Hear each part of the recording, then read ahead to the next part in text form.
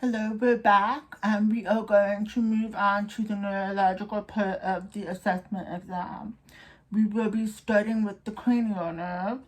Um, the the neurological exam is both sensory and motor and coordination. So the cranial nerves will begin with the cranial nerve. The first cranial nerve is the olfactory nerve. That's cranial nerve 1. So in order to assess for that, you would occlude one side of the patient's nose, have them close their eyes, and ask them to sniff. Can you smell that? What is it? Lemon. That's correct. And then to the other side,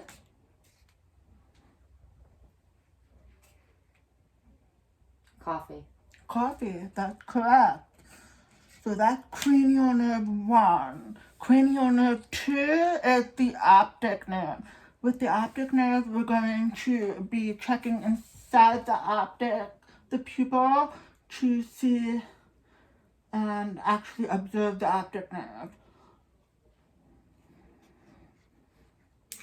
Do I have my optic?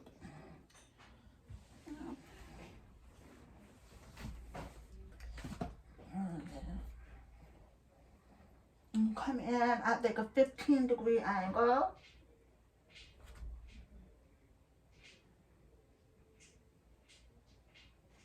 Until you find the red.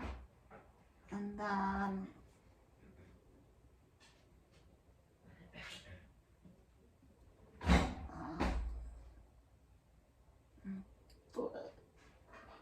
then you can see the optic disc and the optic nerve. The other thing you do is you check for the pupillary response with your light, both direct and consensual. So you're coming from one side, her pupil should project, and check the other side, that should project too. And go to the other side, and it conjects. Good. Okay, that was optic nerve 2.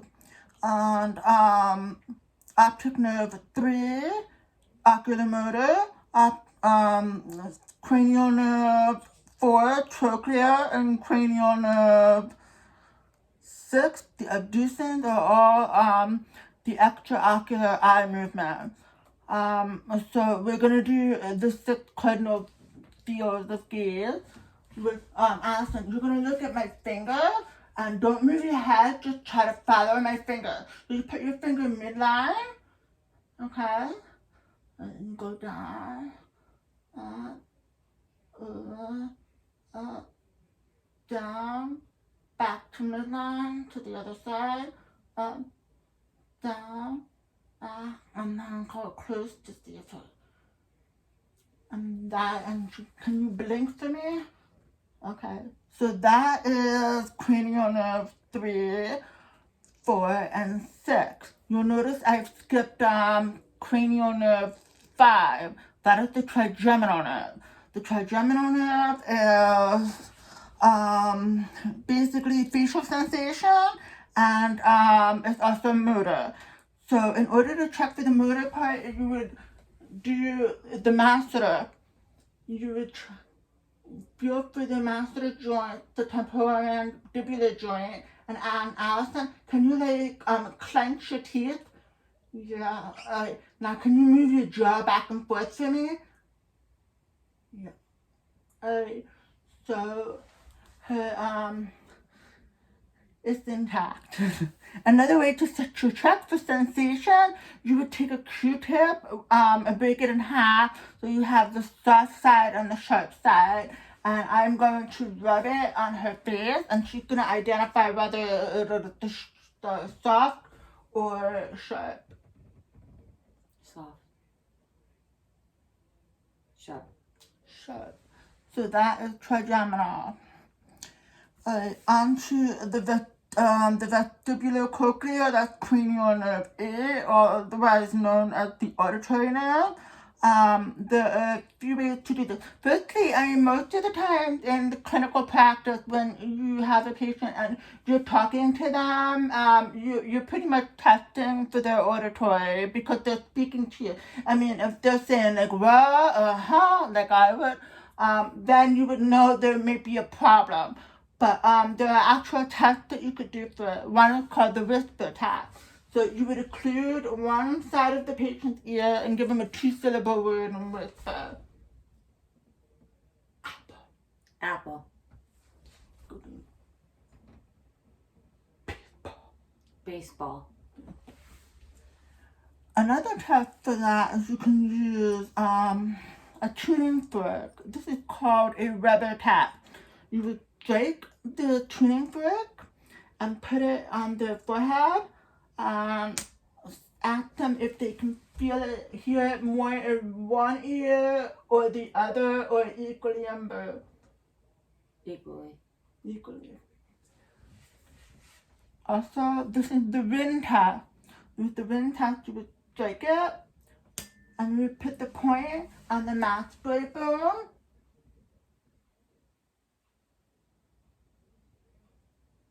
And let her ask her to tell you when she stops hearing it. No. Then put the tuning fork to her ear. Can you still hear it? Mm-hmm. Yeah? Yes. That's because air conduction is greater than bone conduction, and that is a normal finding. So that is good. That means her cranial nerve 8 is intact. Cranial nerve 9 and cranial nerve 10 are the glossopharyngeal and the vagus, and that's palatial movement and swallowing. So Alyson, I'm going to ask you to swallow for me. Okay. Then I'm going to take my otoscope and I'm going to inspect the inside of her mouth and check her soft and her palate. Can you open your mouth and say ah? Ah. Lift your tongue. You want to make sure that the uvula is midline and the movement of the soft and the hard palate. So those are intact. Stroke victims would have a hard time swallowing, and they have difficulty with speech and chewing, and that's why, because of an affection of that nerve. Cranial nerve 11 is the accessory nerve or the spinal nerve. To check for that, I am going to put down on her shoulders and I'm going to ask her to shrug for me. Okay. Alternatively, I can ask you to press into my hand. Awesome. And again, try to resist. And that was the test for the accessory nerve. And the last nerve is cranial nerve 12. That is the hypoglossal. That is tongue strength. So I'm going to ask Alyson to stick her tongue out. So stick your tongue out as far as you can. Okay, and you would look to make sure that it's midline and straight. You're looking to see if there's any deviation to the left or the right. If there was like a stroke or something, there's a saying called lick your wounds. And that means if it's drifted to the left, that would mean the left side of the nerve is affected. If it drifted to the right, then it would mean that the right side of the nerve is affected, where they don't have the hemiparesis. Okay, you can close your mouth. And so that concludes our cranial nerves.